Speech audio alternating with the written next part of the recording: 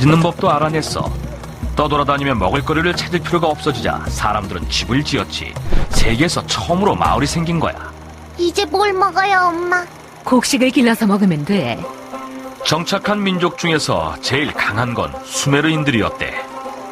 수메르인들은 처음으로 문자도 발명했어. 이 때문에 현대인들은 수메르를 세계에서 제일 오래된 문명으로 생각하고 있고. 메소포타미아 두 번째 이야기. 말은 다음 순간 흔적도 없이 사라져버려. 하지만 그걸 글자로 적어두면 오랫동안 사라지지 않지.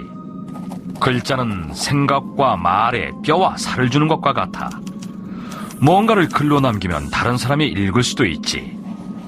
역사학자들은 옛날 사람들이 남긴 글을 연구해서 수천 년 전 사람들의 생각을 알아냈대. 글자는 널리 쓰이게 됐고 삶을 기록하고 생각과 느낌을 표현하는 수단으로 자리 잡았지. 하지만 고대 메소포타미아엔 종이가 없었어. 사람들은 대신 진흙을 반죽해서 납작한 판을 만들었지. 그리고 진흙이 마르기 전에 글을 썼대. 진흙판을 화덕에 굽기도 했어. 그럼 글자를 더 오래 남길 수 있거든.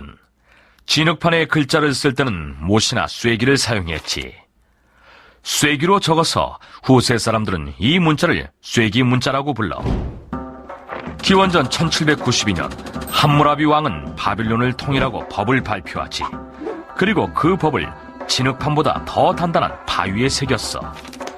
누구나 볼 수 있도록 법을 바위에 새겨두면 백성들이 법을 지키기도 쉽고 누가 잘못했는지도 알 수 있다고 생각하는 거야. 검은 바위엔 282가지 규칙이 새겨졌어. 바빌론 사람 모두가 지켜야 할 법이었지. 함무라비 법전은 기록된 법 중에서 제일 오래된 것 중 하나래. 함무라비 왕은 아주 공평한 법을 만들고 싶어 했지. 다른 사람한테 피해를 준 사람은 벌을 받았어. 그 벌은 자기가 준 피해를 그대로 받는 거야. 다시 말해서 눈에는 눈, 이에는 이였지. 바빌론. 내가 가본 메소포타미아의 도시들 중에서 가장 유명하고 강한 곳은 바빌론이라네. 할리카르나소스라는 곳에서 태어난 역사가 헤로도토스가 한 말이야. 헤로도토스는 그리스 사람이고 기원전 5세기에 살았는데 역사학의 아버지라고 알려져 있어. 고대 도시 바빌론에는 세계 7대 불가사의 중 한 가지가 있었지. 높다란 담 위에 만들어진 여러 개의 정원은 멀리 떨어져서 보면 꼭 공중에 떠 있는 것 같았다고 해. 사람들은 이걸 바빌론의 공중정원이라고 불렀지. 전해오는 얘기에 따르면 특이한 꽃과 나무가 가득한 이 정원을 만든 게 바빌론의 왕 네부카드네자르 2세였대.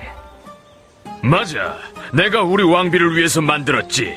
어릴 때 뛰어놀던 꽃밭을 자꾸 생각하더라고. 네부카드네자르 2세는 기원전 600년쯤에 살았어. 아버지는 아시리아를 물리치고 바빌론을 독립시키고 아들한테 왕국을 물려줬대. 네부카드네자르 2세는 유대 왕국을 무너뜨렸지. 그래서 성경 속엔 아주 나쁜 왕으로 그려져 있어. 하지만 네부카드네자르 2세 덕분에 바빌론은 아름답고 신비한 도시가 됐어. 메소포타미아의 진주란 별명도 얻었고 말이야. 메소포타미아 사람들은 지구라트라는 신전에서 기도를 올렸어. 바빌론에는 정말 거대한 지구라트가 있었는데 높이가 90m나 돼서 하늘에 닿은 것처럼 보였대. 천문학. 다른 시대, 다른 곳도 마찬가지지만 바빌론 사람들도 밤하늘을 봤어. 바빌론 사람들은 지구가 움직이지 않는 원반이고 하늘은 하루 한 바퀴 지구의 주위를 돈다고 생각했대. 그래서 별이 매일 같은 자리에 있다고 생각한 거야. 이상한 건 다른 별들하고 다른 방향으로 움직이는 별이 몇 개 있다는 점이었지. 바빌론 사람들은 이 별들한테 신비롭고 강한 힘이 있다고 믿었대. 사제들은 밤마다 이것들을 연구했어. 그리고 그 별들의 이름을 붙였지. 화성, 수성, 목성, 금성, 토성이라고. 물론 이 천체들은 별이 아니라 행성이었어. 행성들이 다른 별들하고 다르게 보이는 건 태양 주위를 돌기 때문이지. 바빌론 사람들은 이 5 행성이 신이라고 믿었어. 인간의 운명을 마음대로 바꿀 수 있는 신 말이야. 사제들은 이 행성들의 움직임을 보며 미래를 예측하기도 했대. 이렇게 해서 바빌론 사람들은 점성술 혹은 별점을 발명했지. 일주일이 왜 7일인지 궁금한 적 없었니?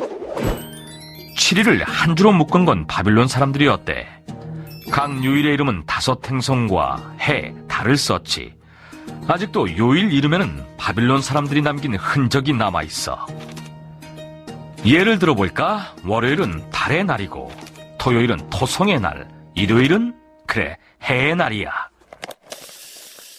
길가메시 서사시. 세계에서 제일 오래된 서사시도 메소포타미아에서 태어났어. 그 서사시의 주인공은 길가메시란 영웅이야. 길가메시는 여신과 반신 사이에서 태어났대.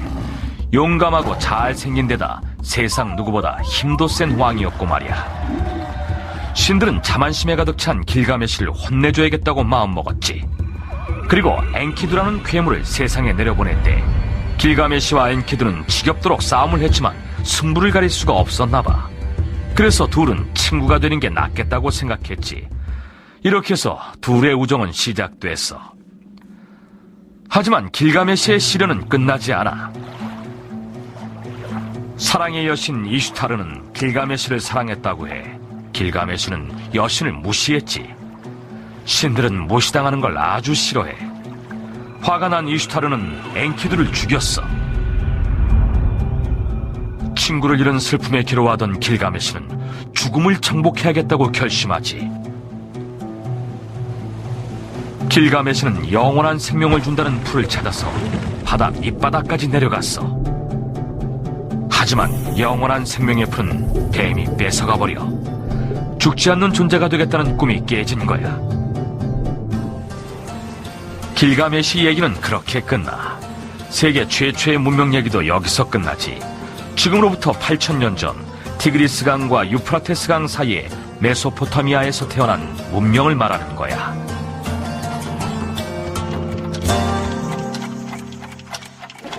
자, 이제 시간 나침반을 돌려서 피라미드에 대해 알아볼까? 메소포타미아의 사원이 지구라트란 건 알지? 그런데 지구라트가 뭐하고 닮은 것 같지 않니? 맞아, 피라미드. 그치만 피라미드는 고대 이집트 사람들이 세운 거잖아. 이집트에 있는 피라미드들이 제일 유명하긴 하지. 하지만 비슷한 건물을 지은 문명은 더 있어. 신기한 건 이 문명들이 한 번도 접촉한 적이 없다는 점이야. 시대도 서로 다르고 지역도 제각각인 이 문명들은 모두 피라미드 모양 사원을 지었어. 메소포타미아엔 지구라트가 있었지. 이 사원들은 5,000년 전쯤에 지어졌어. 고대 이집트 사람들이 피라미드를 짓던 시기에 메소포타미아 사람들 역시 거대한 사원 지구라트를 지은 거야. 그리고 약 2600년 후 지구 반대편에서 태어난 한 문명도 피라미드를 지었어. 메소포타미아나 이집트하고는 접촉한 적이 없었던 이 문명은 마야 문명이었어. 메소포타미아의 지구라트처럼 마야의 피라미드 모양 사원에서도 사제들이 신들한테 제사를 지냈지. 그리고 서기 150년쯤 중앙아메리카 테오티우아칸 문명은 거대한 태양에 피라미드를 쌓아올리기 시작했어. 이집트는 바위 피라미드를 지었지만 이곳은 화산 폭발로 딱딱하게 굳은 용암을 사용했대. 50년 만에 완성된 테오티우아칸 피라미드는 높이가 64m에 가깝고 365개의 계단이 있었대. 1년이 365일이잖아. 1200년 뒤에는 아즈텍 문명이 피라미드를 건설했지. 아즈텍 제국엔 피라미드가 25개나 있었대. 산을 본뜬 피라미드들은 하늘을 찌를 것 같았고, 아즈텍 사제들은 이 피라미드 신전에서 사람을 제물로 바치는 제사를 지냈다고 해. 자, 오늘 여행 어땠니? 다음엔 어디로 시간 나침반을 돌려볼까?